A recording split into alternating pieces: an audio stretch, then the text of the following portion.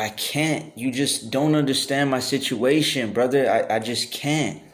This is one of the biggest excuses being thrown around in these last days, okay? And yes, I said excuses. I didn't say reasons, right? I or many other brothers can give biblical counsel, right? Can back it up with 3, 5, 10, even 20 verses, okay?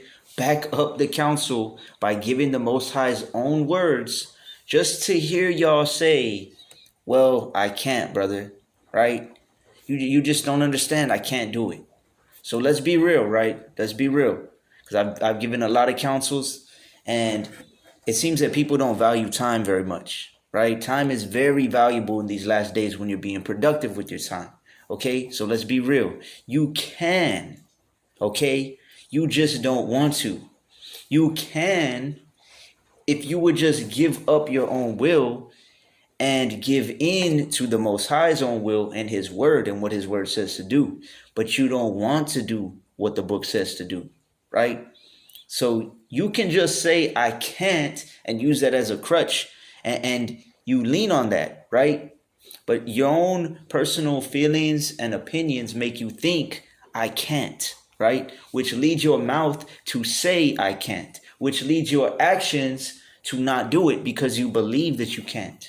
Right? Proverbs 23:7. As a man thinks in his heart, so is he. What is your heart? What do you think with? Your mind. As you think, so you become, which is why you have to pluck out all of these negative thoughts, right? I did a live months ago on getting your mind right. It was called As a Man Thinketh. I recommend that to all of you if you haven't seen it.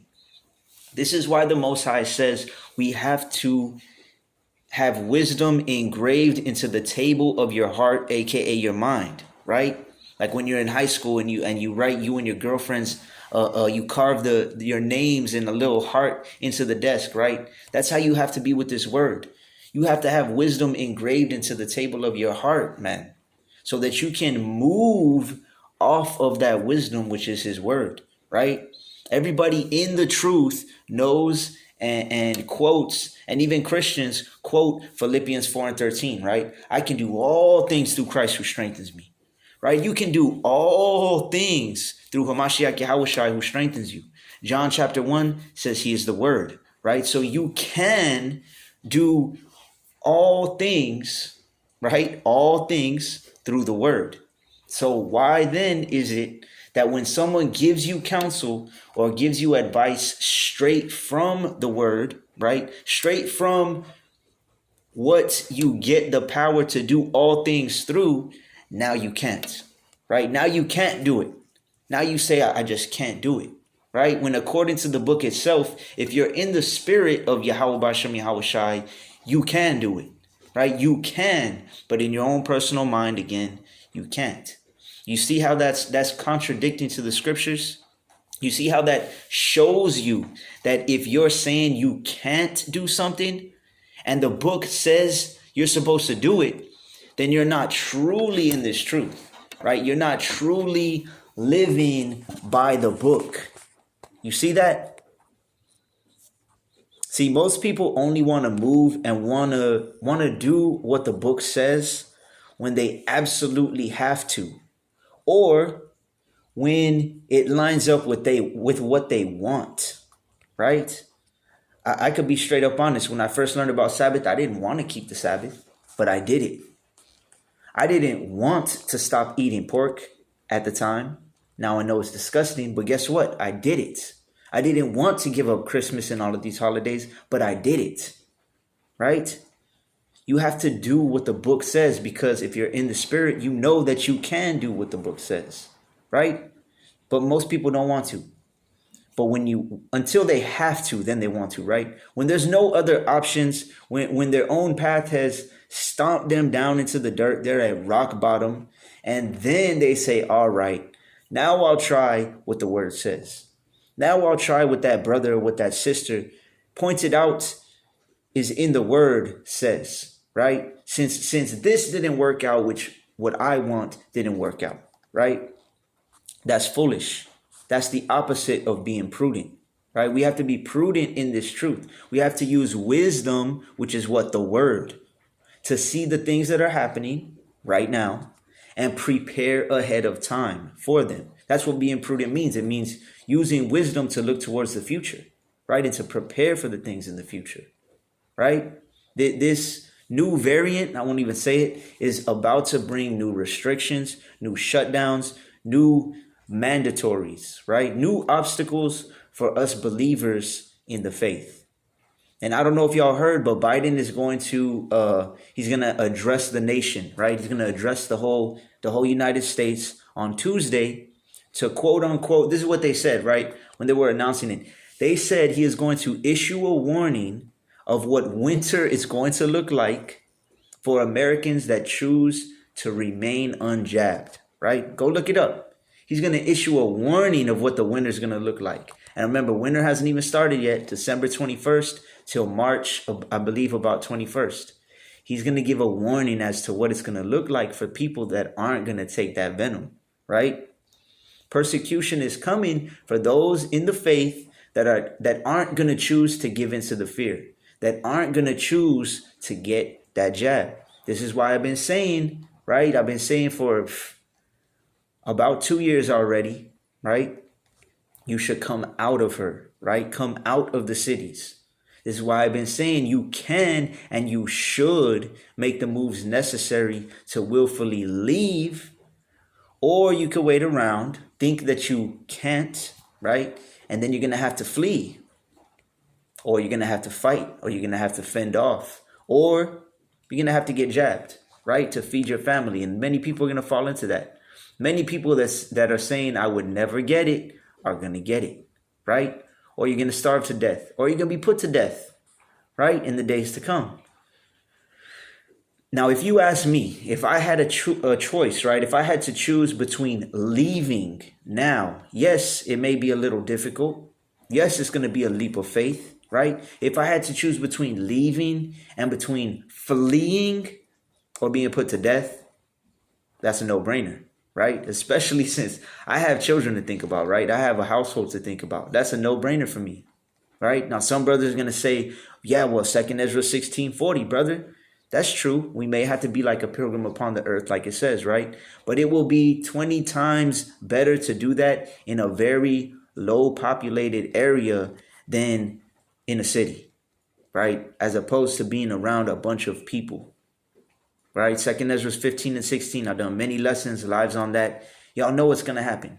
Famine, right? All chaos, thieving, robbing, killing, raping, all sorts of wickedness.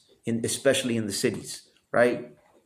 But right now, prices of everything is going up, right? And not only that, but there's less and less food on the shelves at stores. I don't know if y'all been noticing this, right? A few of the local stores that are around where I live, 20, even 30, 45 minutes away, less and less food on the shelves, less and less chicken, less and less meat, less and less bread, noodles, etc., right? On top of that, there's a shortage of fertilizer right now as well, right? Just Google fertilizer shortage, right? If there's a fertilizer shortage, and guess what? The season for growing is about to start. It's going to lead more farmers to grow less, right? Which means there'll be even less on the shelves, which means the prices are going to go up even more of what is on the shelves, right? I went to the store the other day, and me and one of my daughters grabbed some water gallons, right? We grabbed some water gallons, maybe like 15, 20 water gallons. We always anytime we go to the store, we make it worth it, right? We'll stock up on some. 2 days later, me and my other daughter went to the store, and the same water gallons had already gone up like 10 or 12 cents, right? In just 2 days, right? This inflation and destruction of the dollar, whether it's fabricated or not, some people saying it is, some people saying it's not. Of course, 100%, I believe everything that these devils do is well calculated. I believe it is. It is going to make things harder and harder for people to buy groceries, which, again, right, is why it's a good idea to start growing your own food. Raising your own animals, chickens at the least, right? Chickens, you got free eggs. If it comes down to it, you clean the chicken, you kill the chicken, clean it, right? Sirach 7 and 15, hate not laborious work, neither husbandry, which the Most High has ordained, right? The Most High ordains the growing of food and the raising of animals, which is husbandry, right? Which again, when you start saying these types of things, right? Here comes in the I can't, right? So you can't, right? But you can buy a bunch of new clothes, right? You can't come out, but you can get a new car, right? You can't try to get out of the cities, but you can buy a bunch of new jewelry, right? Or go out to eat every single day, right? Let's just be real again. The truth is most people aren't willing or just flat out don't want the old path, right? Which is what gives rest to your soul, right? Jeremiah 6:16. That's one of me and my ribs. One of the first verses that we memorized, right? Thus saith Yahweh, stand ye in the ways and see, and ask for the old paths, right? How do you learn about the old paths? It's in the book, right? It says, where is the good way, and walk therein. That's the good way, the old path. The more apart from the beast system we are, the less we have to rely on them, the better your path is. That is the good way, right? But what is the end of the verse says, and ye shall find rest for your souls, right? But most people's souls have been so restless for their entire lives that they don't even want that, right? They think that's going to be bad. They think that's going to be hard. It's rest for your souls, right? Which is why the last part of the verse says, they said, we will not walk therein. That's what most people's minds and spirits are towards. We will not walk in those old paths, right? This is the majority of people, even so-called in the truth, right? They say we will not walk in the old paths. We can't. No, brother, you can. No, sister, you can, right? You can do all things through the word. You just don't want to. You can, you just don't want. You want other things more. Let's put it that way. You can, but you just aren't willing to give up what you have to give up in order to walk the old path, right?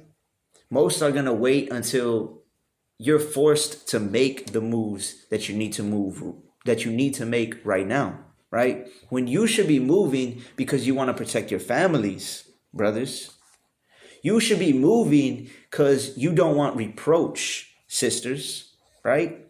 You should be making moves because you don't want to be living around so much sin and so much wickedness, and because you want to be set apart, like the scriptures say, right? So the real question is, why don't you want that, right? The word says to do that, but you don't want to do that, right?